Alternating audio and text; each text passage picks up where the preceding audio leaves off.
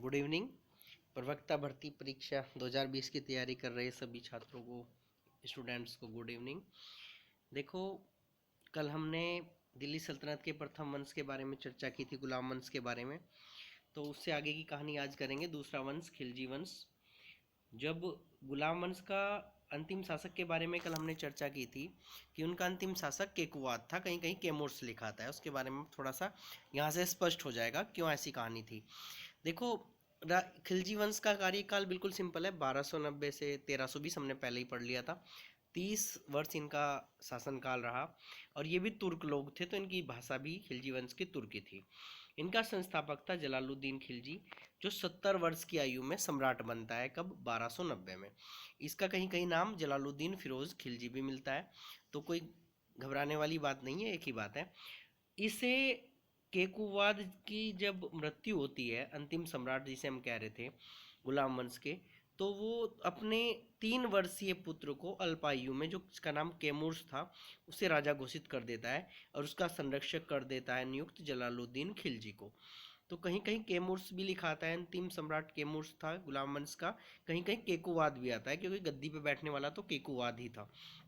तो इसमें कन्फ्यूजन कई बार है, लेकिन केकुवाद आता है तो इसमें देख लेना, आएगा तो लिख लेना जो भी ऑप्शन आपको मिले। तो जलालुद्दीन खिलजी कैमूर्स की हत्या करता है, जो 3 वर्ष की आयु होती है जिसकी, और उसकी हत्या करके खिलजी वंश की स्थापना कर देता है। तो खिलजी वंश का संस्थापक जलालुद्दीन खिलजी था। और जब इसका प्रमुख सम्राट की हम बात करते हैं, तो वो है था अलाउद्दीन खिलजी। जलालुद्दीन खिलजी का भतीजा था और अपने चाचा की हत्या करके वो गद्दी पे बैठता है वो भी। तो ये इसकी सबसे ज़्यादा इम्पोर्टेंट है जो अलाउद्दीन खिलजी का ही है। अगर खिलजी वंश से संबंधित जितने भी प्रश्न आएंगे, अगर ऑप्शन में मिलते हैं, तो ज़्यादातर अलाउद्दीन खिलजी ही आंसर होगा। जैसे उसकी कहानी हम एक करके पढ़ते हैं। प्रश्न आता है कि अलाउद्दीन खिलजी का मूल नाम क्या था, तो अलाउद्दीन खिलजी का मूल नाम जूना खां था। ये आया है 1-2 बार। उसके बाद सबसे इम्पोर्टेंट जो प्रश्न था, वो था दक्षिण भारत पर विजय प्राप्त करने वाला दिल्ली सल्तनत का पहला सम्राट कौन था। तो दक्षिण भारत पर विजय प्राप्त करने वाला दिल्ली सल्तनत का पहला सम्राट अलाउद्दीन खिलजी था। और अलाउद्दीन खिलजी को ही दिल्ली को की क्या कहें श्रेय, दिल्ली को बढ़ाने का श्रेय, दिल्ली की धाक दक्षिण तक जमाने का श्रेय अलाउद्दीन खिलजी को ही जाता है। और सबसे बड़ा साम्राज्य स्थापित किया उसने मौर्य साम्राज्य के बाद। उसके बाद प्रश्न ये भी पूछा गया है, बहुत इंपॉर्टेंट है, कि अलाउद्दीन खिलजी की दक्षिण भारत की विजय में का नेतृत्व किसने किया था। तो उसके सेनापति मलिक काफूर ने किया था, ये भी इम्पोर्टेंट है। अब उसके प्रमुख कार्य करेंगे अलाउद्दीन खिलजी के क्या क्या थे। तो इसने घोड़ा दागने की प्रथा प्रारंभ की। कहीं कहीं लिखा आता है घोड़े क्या होलिया लिखने की प्रथा। होलिया लोग जानते ही होंगे तुम लोग, क्या होता है, घोड़ों को दाग दिया जाता था, कितनी उसकी लंबाई है चौड़ाई है वो लिख दी जाती थी। तो ये घोड़ों के दागने की प्रथा, रूलिया प्रथा, इसी ने प्रारंभ की थी। उसके बाद सबसे इंपॉर्टेंट जो पूछा गया इसके बारे में, वो है ये कि बाजार नियंत्रण प्रणाली किसने प्रारंभ की। तो भारत में सबसे पहले बाजार नियंत्रण प्रणाली स्थापित करने वाला जो था अलाउद्दीन खिलजी था। ये प्रश्न बहुत रिपीटेड क्वेश्चन है, बहुत बार आया है, इसे ध्यान से कर लेना। मदिरा पान इसने बंद किया था, ये पूछा नहीं गया, लेकिन ध्यान रखना। घर कर और सिंचाई पर इसने कर लगाया था सर्वप्रथम। और हौज खास का निर्माण, जो दिल्ली में हौज खास एक जगह पड़ती है हौज खास, उसका निर्माण अलाउद्दीन खिलजी ने करवाया था। और इसने यामिनी उल खलीफा की उपाधि धारण की थी। एक प्रश्न ये भी बहुत रिपीटेड प्रश्न है कि सिकंदर सानी किसे कहा जाता है, या सिकंदर सानी की उपाधि किसने धारण की थी। तो इसने सिकंदर सानी की उपाधि अलाउद्दीन खिलजी ने ही धारण की थी। और इसका दरबारी कवि अमीर खुसरो था। ये वही अमीर खुसरो था जो बलबन के दरबार में भी था। और बलबन के दरबार के समय ही जलालुद्दीन खिलजी आता है तुर्क से और बलबन के दरबार में रहता है। और बाद में देखो उनकी 2-3 पीढ़ियाँ जब गुजर जाती हैं, तो उनके अंतिम सम्राट को हरा के गुलाम वंश के, तब जाके कोकुवाद को हरा के तब जाके खिलजी वंश की स्थापना कर देता है।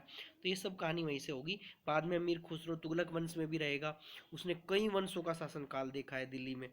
और एक और प्रश्न है जो बहुत ज़्यादा इंपॉर्टेंट है अमीर खुसरो से संबंधित, ये कि सितार और तबले का आविष्कारक कौन था। तो भारत में सितार और तबले का आविष्कार का श्रेय अमीर खुसरो को ही दिया जाता है, बहुत इंपॉर्टेंट है। और भू राजस्व हेतु अलाउद्दीन खिलजी ने दीवाने मुस्त खराज बनाया था। कई बार पूछ लेते हैं कि दीवाने मुस्त खराज किस प्रकार का विभाग था, तो एक वित्तीय विभाग था जिसमें भू राजस्व कलेक्ट की जानकारी रखी जाती थी, तो वित्तीय से संबंधित था ये। उसके बाद शरीयत का सबसे पहले विरोध किया था अलाउद्दीन खिलजी ने, ऐसा बर्नी ने अपनी एक किताब में लिखा है।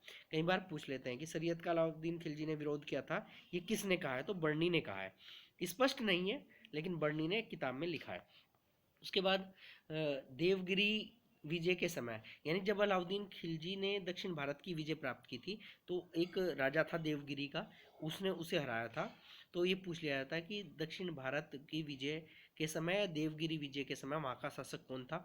ये प्रश्न भी बहुत बार पूछा गया है, इंपॉर्टेंट है। तो रामचंद्र देव वहाँ के शासक थे जब अलाउद्दीन खिलजी ने दक्षिण भारत पर विजय प्राप्त की थी। उसके बाद स्वयं को खलीफा किसने घोषित किया था, एक यही विरोध स्वरूप प्रश्न आया है, एकमात्र। एक प्रथम कौन था, तो ये याद रखना है आपने, जलालुद्दीन खिलजी या जलालुद्दीन फिरोज खिलजी।